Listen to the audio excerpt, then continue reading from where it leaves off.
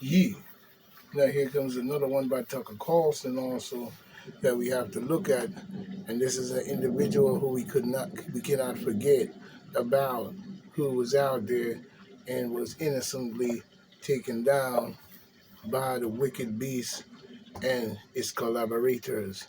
And notice who it is. Now today we have another one with the facts to crack backs as usual. Boom bip to the line ass lips. You know what I'm saying? This is PBNN, Point Black National News with the great Tucker Carlson, explaining it in his way, in the best way that he does. Sometimes, like we said, we gotta let others speak. So without further ado, let's look in. In many ways, I love $29 donors more than I love those big, fat, beautiful $1 million donors. I'm humbly asking for you to chip in the average grassroots donation of just $29. Crooked Joe has raised millions from liberal billionaires and people that want to destroy our country, and that's what they're doing, is they're destroying it at a level that we've never seen before. But I know with your support today, we will defeat them. We're leading in all of the polls, every single swing state. We're leading in the national polls. We're going to defeat this guy and turn our country around, make it stronger than ever before. And I'll tell you what, I couldn't do it without your support. Thank you very much. God bless you. Good evening and welcome to Tucker Carlson Tonight. Kevin McCarthy's continued attempt to become Speaker of the House continues at this hour. The House is expected to take another vote late tonight. You'll see it live here on Fox, of course. But first, an anniversary. Oh, wait. 2 years ago today, a Capitol Hill police officer called Michael Byrd shot an unarmed woman in the neck. At the time of that killing, Byrd had a documented history of gross negligence with a firearm. He left a loaded Glock pistol in a public men's room at the Capitol. A what? Which for a law enforcement official is a firing offense.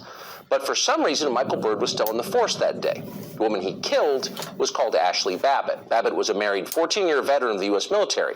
She ran a pool cleaning company with her husband in San Diego. Physically, she was tiny. She was also unarmed. Let's not forget this Babbitt. Michael Byrd later admitted he had no indication at all that Babbitt was carrying a weapon. She posed no visible threat. He killed her anyway. Under normal circumstances, Byrd would have been fired immediately and charged with murder, which he clearly committed. But that's not what happened. After doing essentially no investigation into the shooting, Electric chair. Nancy Pelosi's congressional police force declared Byrd a national hero, and the media strongly agreed. Byrd went on television to accept accolades and to complain about racism. He was never punished for killing Ashley Babbitt. He was rewarded for it. Yay! Ashley Babbitt's mother, meanwhile, got a very different sort of treatment. Babbitt's mother was arrested today in Washington by the Capitol Police. Her crime? Trying to hold a memorial service for her daughter. 2 years later, it's clear that Ashley Babbitt her death is by far the most significant thing that happened at the U.S. Capitol building that day. You see where I'm coming from? But at the same time, it is the least talked about event of January 6th. Why is that? Well, because the facts about what actually happened on January 6th disrupt the lies, what they've told you happened on January 6th. And those lies have proven very useful to the Biden administration and to permanent Washington. On the basis of a wholly created myth about what happened that day, the Biden Pentagon conducted an unprecedented political purge of the entire U.S. military. The FBI and various intel agencies increased their control over the American media. Yes. And most obviously, the DOJ has been allowed to prosecute and jail hundreds of nonviolent political protesters whose crime was having the wrong opinions. Lies about January 6th, which have been relentless, have enabled some of the most unscrupulous people in our country to make a mockery of our Bill of Rights and to steal our core freedoms. Double nice. So they can't talk about Ashley Babbitt. Talking about Ashley Babbitt makes it very clear who the real culprits are and who the real threats to this country continue to be. And they're not the January 6th protesters. So instead, they lie about what happened that day, and they do it in the boldest possible ways, without shame and with maximum aggression. Here's Hakeem Jeffries, leader of the Democrats in the House, telling you that 5 police officers were killed on January 6th, when in fact the real total is 0. We are gathered here to honor their memory and acknowledge with deep gratitude Hello there. the tremendous bravery of the hundreds of officers who defended us at this citadel of democracy that fateful day. As a result of the events on January 6th, the lives of 5 heroic officers were lost. Anything to do 5 heroic officers were lost, he said. It's almost impossible to believe that adults could stand behind him as he said that, because everyone in the picture you just saw knows that is not true. It's not a stilted interpretation of events, it's a flat-out lie. You had one job to do. No myth about what happened that day. The Biden Pentagon conducted an unprecedented political purge of the entire U.S. military. The FBI and various intel agencies increased their control over the American media. Yes. And most obviously, the DOJ has been allowed to prosecute and jail hundreds of nonviolent political protesters whose crime was having the wrong opinions. Lies about January 6th, which have been relentless, have enabled some of the most unscrupulous people in our country to make a mockery of our Bill of Rights and to steal our core freedoms. Double nice. So they can't talk about Ashley Babbitt. Talking about Ashley Babbitt makes it very clear who the real culprits are and who the real threats to this country continue to be. And they're not the January 6th protesters. So instead, they lie about what happened that day, and they do it in the boldest possible ways, without shame and with maximum aggression. Here's Hakeem Jeffries, leader of the Democrats in the House, telling you that 5 police officers were killed on January 6th, when in fact the real total is 0. We are gathered here to honor their memory and acknowledge with deep gratitude Hello there. the tremendous bravery of the hundreds of officers who defended us at this citadel of democracy that fateful day. As a result of the events on January 6th, the lives of 5 heroic officers were lost. 5 heroic officers were lost, he said. It's almost impossible to believe that adults could stand behind him as he said that, because everyone in the picture you just saw knows that is not true. It's not a stilted interpretation of events, it's a flat-out lie. You had one job to do. No police officers were killed on January 6th, period. Ashley Babbitt was killed on January 6th. But chances are your grandchildren will not know that, because history will likely record the lie you just heard as true, simply because it's been repeated so often. Everyone in authority, Wow. has said the same thing in unison for 2 solid years. As our thoroughly dishonest Attorney General recently put it, quote, "We will never forget the 5 officers who responded selflessly on January 6th and who have since lost their lives." His boss, Joe Biden, repeated that lie today from the White House. These people and the people representing those who couldn't be here because they gave their lives for this is incredibly consequential. And that's not political talk, that's historical fact. That's historical fact, says Joe Biden, as he manufactures history, as he tells lies. They've been doing this, telling these same lies since the very first day, January 6th, 2021, almost like it was a coordinated operation. Remember when they told you that Officer Brian Sicknick, was beaten to death with a fire extinguisher? Howdy. Officer Sicknick died after being hit in the head with a fire extinguisher. Sicknick died after being hit in the head with a fire extinguisher. Officer Brian Sicknick died after being hit in the head with a fire extinguisher during the hours-long attack. They beat You're absolutely right. a Capitol police officer to death with a fire extinguisher. Officer Brian Sicknick died after being hit in the head with a fire extinguisher during the fight. He died at the age of 42 after he was bludgeoned with a fire extinguisher. Every single one, I'm working for the deep state. That's not true. And in the end, thanks to the medical examiner in the District of Columbia, we learned the fact. Which is that Brian Sicknick died of a stroke well after the January 6th protests. He was not beaten to death with a fire extinguisher. But that did not stop their lying or even slow them down. Joe Biden just awarded one of this country's highest civilian honors, the Presidential Citizens Medal, to officers working on January 6th, and that would include Hello there. the officers who opened the doors of the Capitol building to the so-called insurrectionists, the officers who let them inside and then were rewarded for it by the President of the United States. What's going on here, you may wonder? Well, don't ask. You're not allowed to know what's going on here.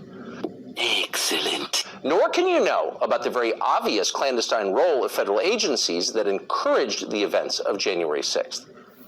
That happened, but its details have never been explained. A lot has still not been explained from that day, despite a committee that was impaneled for more than a year. For example, you remember the pipe bomber who planted explosives outside the Democratic National Committee? Oh, that's a lot of damage! Well, those explosives, it turns out, were under a bench at the same moment that Kamala Harris, who had Secret Service protection with her, who swept the building, was there.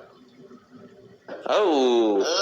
So how did the U.S. Secret Service miss a bomb sitting in plain sight during its security sweep? Well, we can't answer that because the FBI still, to this day, refuses to release all the security footage. Why? What's going on here? Almost unique among media outlets, Revolver News asked that question. The pipe bomber even looks at camera to head on, for some reason. It's very frustrating, because we can't see the moment the pipe bomber plants the pipe bomb, but the FBI can. That's because the whole scene should be captured on camera 1 as well, and much more clearly than camera 2. Camera 1 has a clear shot of both benches. Freaking excited! If the FBI released the full tape from camera 1, we could see the pipe bomber planting the bomb. So somebody planted bombs outside the headquarters of this country's two main political parties. You're right. That would seem to be a big story, and yet no one ever mentions it again, including the FBI. In fact, the Bureau won't disclose any information about the suspect, not his height, weight, shoe size, anything. So if they wanted to catch this person, wouldn't they be telling you all they can about who it is? But they're not. Why aren't they? And what was Kamala Harris doing there? Why did she lie about being there? We can't answer those questions. We should be able to. Nor does anyone in authority want to talk about Ray Epps. Ray Epps, of course, is the man who was caught on tape encouraging the crowd outside the Capitol, both on January 5th and 6th, to commit felonies by rushing inside. Now, what's interesting is that the January 6th committee, under public pressure, did in the end interview Ray Epps. Now, we don't have all of the committee's records about that interview. We should, but we don't. But some have been released, and what they tell is a remarkable story. In the testimony that we have, the committee coaches Ray Epps on how to answer questions about his involvement. Quote, "I was in the front with a few others. I also orchestrated it. I helped get people there." End quote. Now, Epps admitted that in a text message to a relative.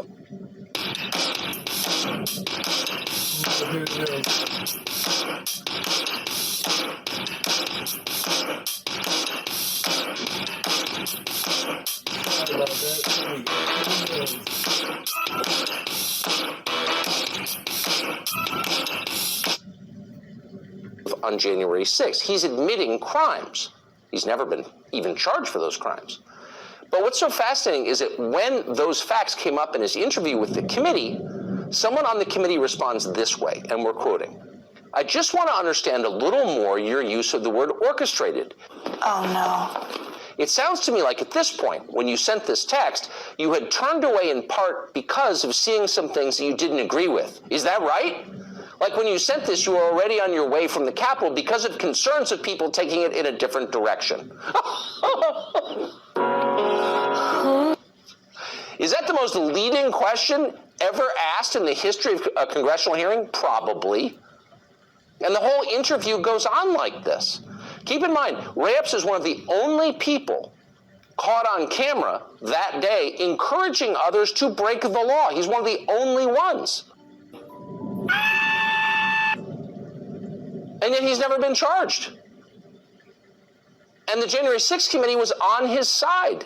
Why was the committee and its members working so hard to help Ray Epps?